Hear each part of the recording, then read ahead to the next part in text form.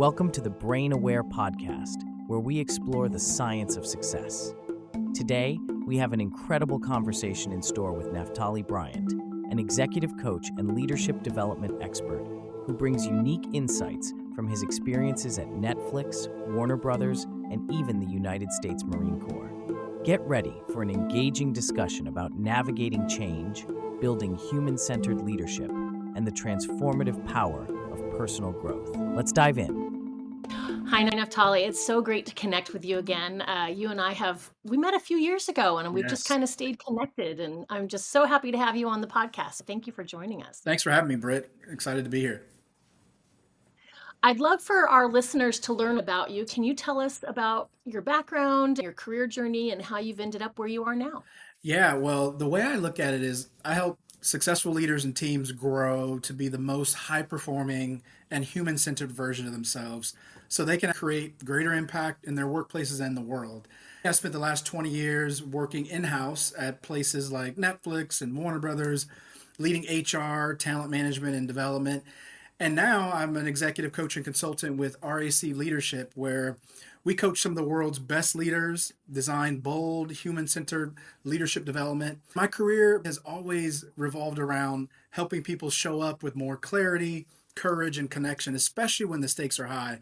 I also spent 4 years in the United States Marine Corps. So I was in the military during 9/11. So some interesting military stories there. I spent a considerable amount of time in high tech companies like ZoomInfo and ServiceTitan. Wow. Coming from a military family myself, thank you for your service. I know that it's a lifelong identity and connection to that community. So thank you. Yes. Naphtali, thinking back on your career, you've probably gone through a lot of changes. So I'd love it if we could just kick off by if you would share one that is memorable, maybe one that went smoothly, or maybe one that was a little more challenging. Yeah, it's interesting when I think about change. There's all types of change, right? There's like personal change, there's professional change. And for me, what a change that really stood out was the day I became a father to my now 7-year-old son, Jeremiah. I grew up without my father and navigating this world of work and life without that male role model. But when I became a father, I had to step up to become what I never had. And it's actually made me more human, more helpful, more hardworking than I've ever been before. And it's also helped me help leaders and teams lead through their own change because that change has been so memorable in my life, just making that shift. I still don't know what I'm doing today as a father, but I'm working that out. Parenting is a humbling experience for anyone who is brave enough to take the plunge. I think it's a journey that some of us get to do, and I've certainly learned a lot from parenting. Absolutely. I'm curious, what do you say is one of your biggest lessons from that journey so far? Yeah, I think it's interesting because early in my career, I got certified as like a change management practitioner through ProSci. So ProSci, the leader in change management, they have a core framework called the ADKAR framework: awareness, desire, knowledge, ability, and reinforcement. These practices help you navigate change. What I learned from making that shift from being just married with my wife and I to having my son Jeremiah is that change is emotional. And you go through this change curve of emotions where, there are times where I'm like, what am I doing? There were times I was excited. There were times that I was sad because things are shifting and changing. But ultimately, I got to the other side of that change where it's like, I'm now a father for the rest of my life. And I can do this, right? I can learn my way through it. So that's been some of the lessons that I've learned so far. And tell us about what you're up to right now. What are some of the big changes you're currently navigating or launching soon? It's interesting because I feel like we're all navigating this chaos and disruption with AI and work shifting and changing as we know it. And part of some of the things that I'm up to is really helping leaders think about how to navigate that. AI is changing our field of talent development and leadership development. And I'm exploring different ways leaders are impacted by that chaos and disruption, not only from the AI perspective, but just the new world of work, where I even think about like This idea of like leading hybrid teams, what does that even mean anymore? Leading hybrid teams used to be like, I have some people in the office and I have some people remote. But now with the introduction of AI, you might be working with AI agents. You might have tools and things that you never had before. And you have to lead differently. Right now, my role is like builder, storyteller, and translator, trying to make sense of that complexity and creating space for insight. One of the things that we do a lot is help leaders and teams gain insight and awareness so that they can turn that into some action and really remove a lot of the fluff that surrounds some of these big changes that are happening in our world. It's so great that you're working on that because AI is dropping into everything. It's just a shiny new tool. People are throwing out a lot of stuff, but you need to be really intentional about your use. And it's another kind of emotional thing that people are navigating. Absolutely. Yeah, and it actually helped me recently book a cruise, Britt. Like, we went on a cruise earlier this year as a family, and there's like, Norwegian Cruise Line AI bot. And I was like, whoa, this is pretty crazy. So, given your focus in your career in developing leaders, how does change play into the programs and the initiatives that you've driven in organizations?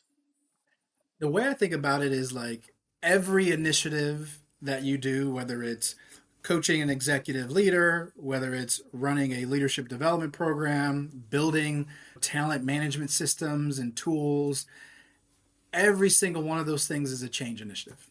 Let's just call it what it is, right? Change is baked into everything. So we design experiences that prepare leaders to react to change, lead through it, grow through it, whether that's reorgs, cultural shifts, or technological disruption that we're all experiencing right now. What I really try to think about is how can we equip leaders with the self awareness and the practical tools they need to actually influence others through uncertainty. Change gets easier when you lead with truth and trust. Tell people we are making some changes, things are going to be different, and how we develop leaders, how we learn so that people can get along with it pretty early. Yeah, absolutely. One of the things I talk about in the book is that in the absence of a narrative, the brain is a meaning making machine. So it will Absolutely. create a story. The story is not given to you.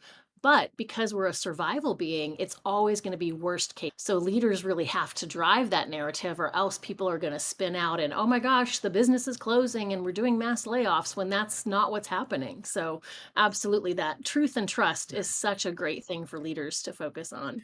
And it's interesting, Britt, like the thing I think about too is we all walk around with stories in our head, especially when change is happening.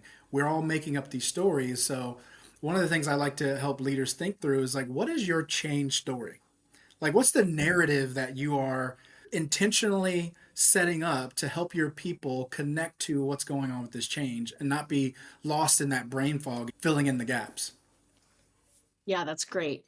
Are there any other favorite tools that you love to bring in when you're working with leaders on change? Something that you are like, I can't wait to hand them this one because it's going to really have an impact? One of the most seminal works out there, besides some of the work I've seen from yourself, Britt, is the bridges model of change. We think about transitioning from one side of the bridge where things are ending, dealing with a level of loss and potential gain, and trying to understand what that means for us. Then we get to that middle phase where it's this, this neutral zone where it's kind of awkward and like what's happening here.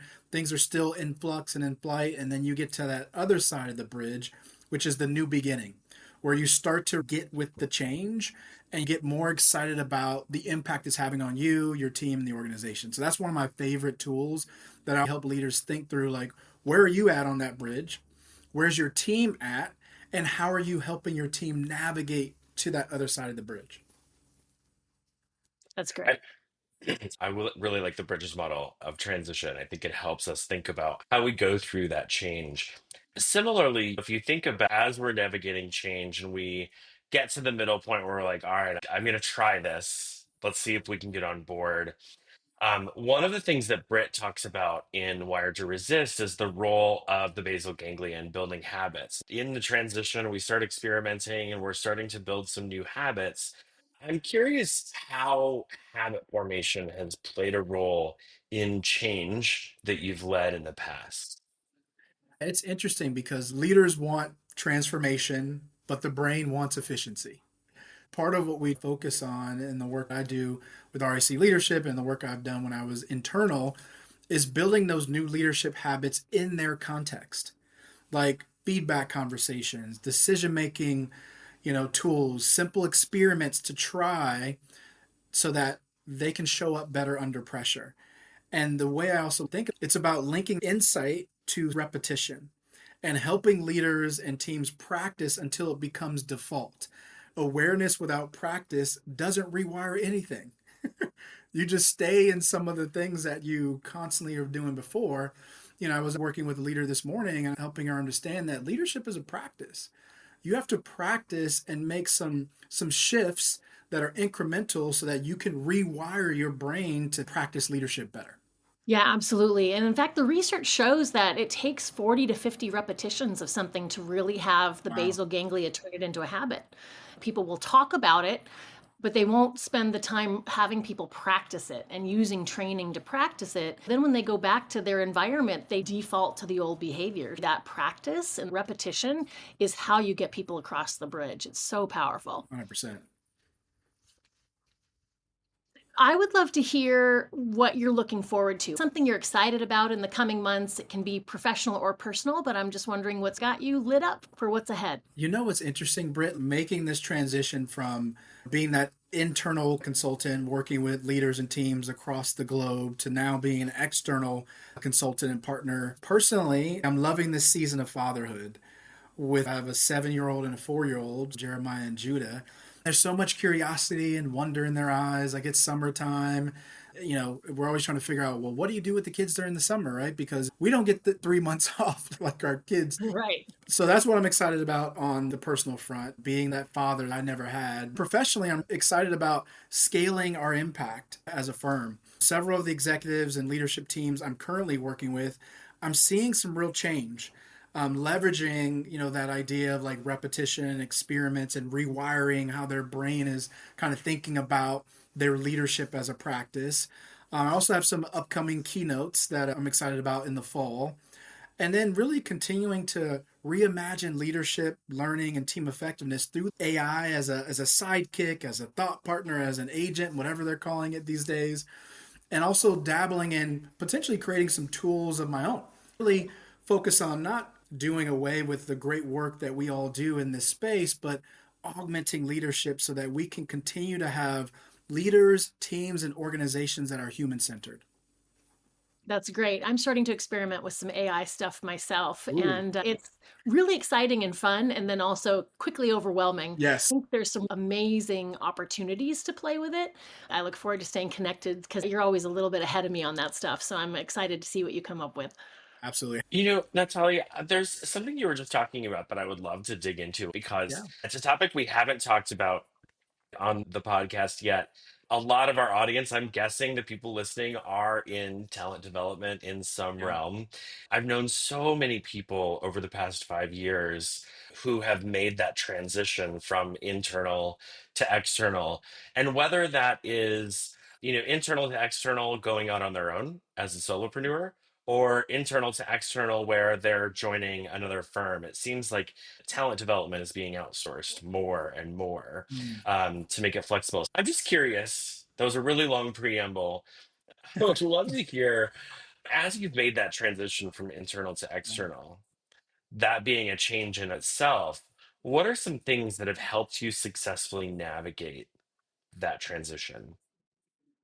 Yeah, it's a great question, right? Because it is an interesting, scary, fun, challenging transition to really come to that place of like, hey, I think I want to go out on my own or partner with a firm like I've partnered with RAC Leadership. A couple things come to my mind.